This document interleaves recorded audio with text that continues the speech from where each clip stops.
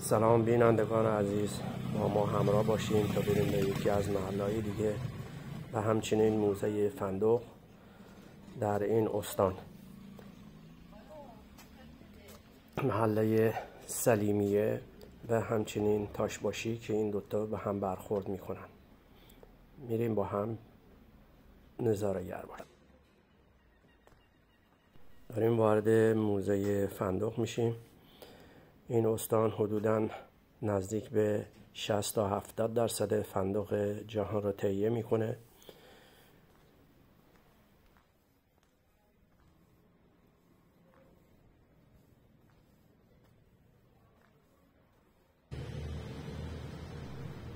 این حیات موزه است و همچنین ها درخت های فندق هست که میبینید.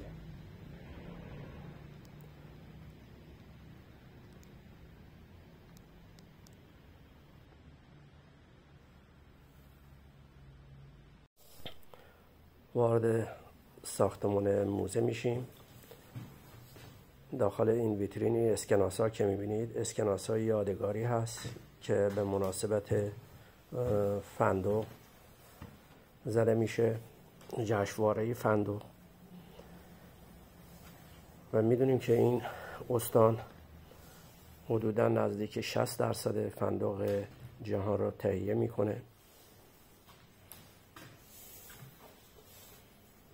اینا مارکت هایی است که از مزارع فندق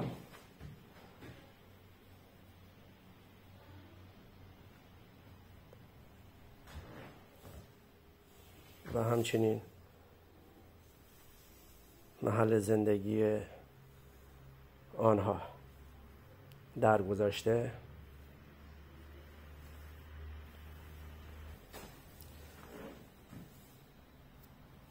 و همچنین یادآور زندگی در چند دهه قبل بوده که به چه وسیله هایی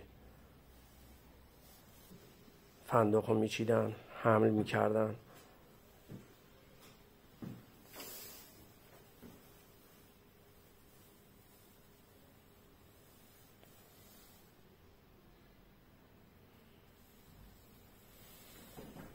تا به بازار رسم. این هم دستگاهی که قدیمی ترین دستگاه بوده، یعنی مبتدی ترین دستگاهی که موقع فندق میتونستن باش خورد بکنن و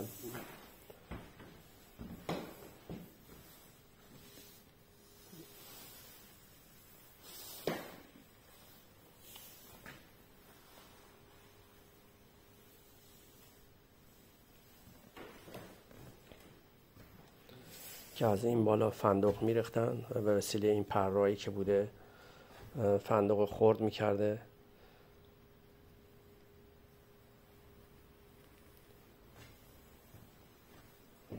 و از این طریق فندق رو خورد میکردن و پوست از مغز جدا میشده و میریخته این زیر.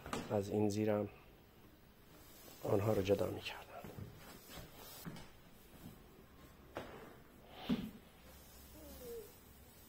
این هم چیزی بوده که اون زمان باش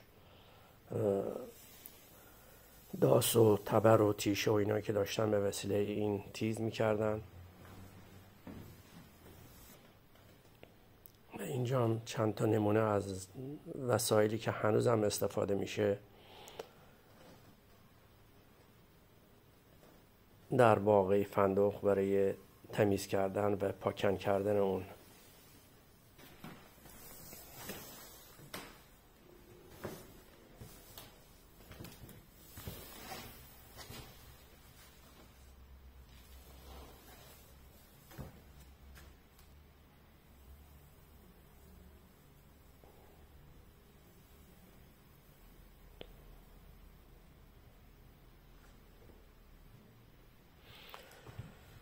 اینم نمادی از فندقچینی هست که هنوزم رواج داره، به همین طریق هست.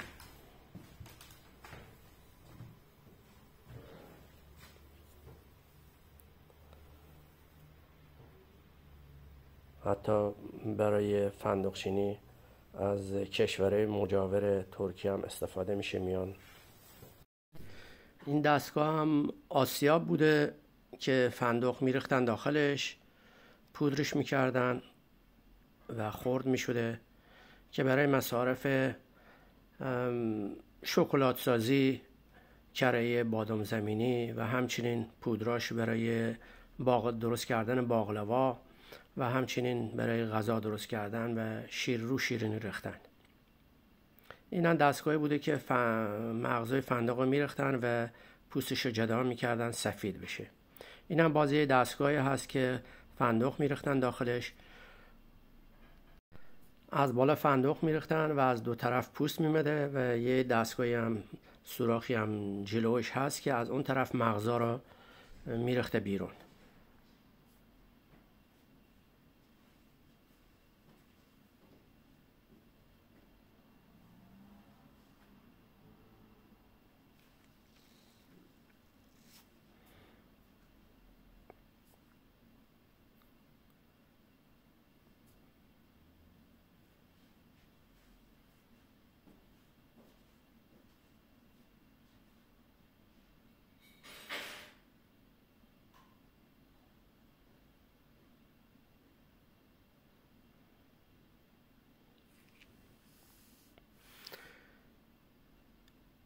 اینا فندقا رو میمدن بر اساس درشتی و ریزی و کمیت و کیفیتش و همچنین منطقه‌ای دسته‌بندی میکردن و نامگذاری میکردن و اسم اون محله یا چیزی که بوده روی این میگذاشتن که مشخص بشه فندق مال کدوم محصول کدوم مزرعه هست، مال کجا هست.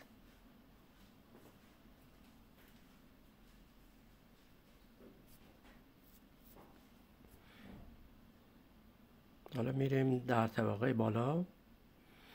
اینجا باز یه ماکتی از خونه هایی هست که اینجا رواج داره، با چوب، کلن با چوب هست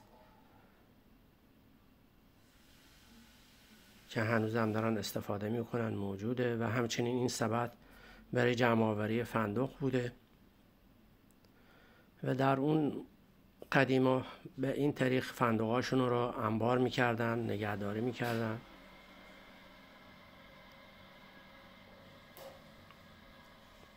و این هم یک دستگاهی هست که فندق رو میریختن داخلش، خمیر میکرده که میبینیم الان به این صورت میمده بیرون، جهت شکلات سازی و همچنین نوتلا و شیرینی های دیگه استفاده می شده.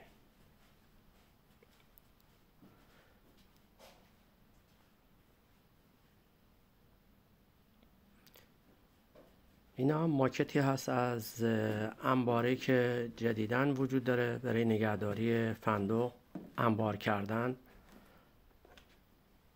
و این آقا کسی بوده که دستگاه شیرینی سازی را وارد ترکیه کرده بوده.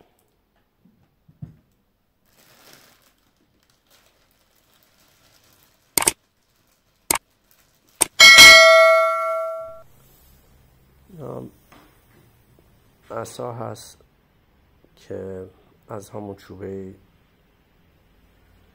فندق درست کردن و همچنین از پوست فندق این تابلوها درست کردن.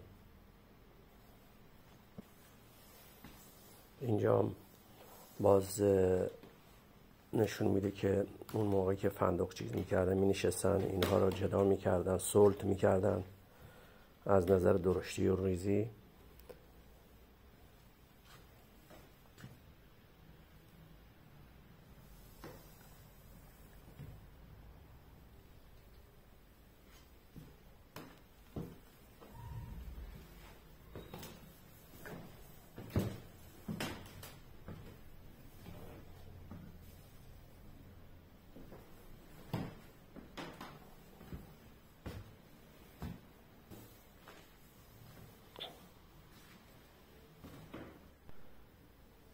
اینجا ابزاره نشون میده که در اون زمان برای شکستن فندق و اینا استفاده میکردن.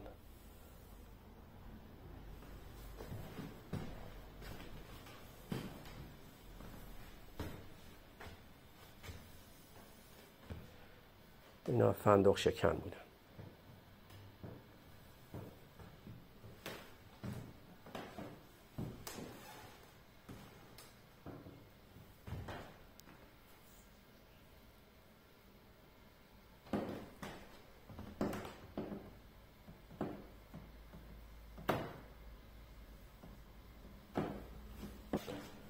اینا آسیابی بوده دستی که برای فندق و آسیاب میکردن، خرد میکردن و پودر.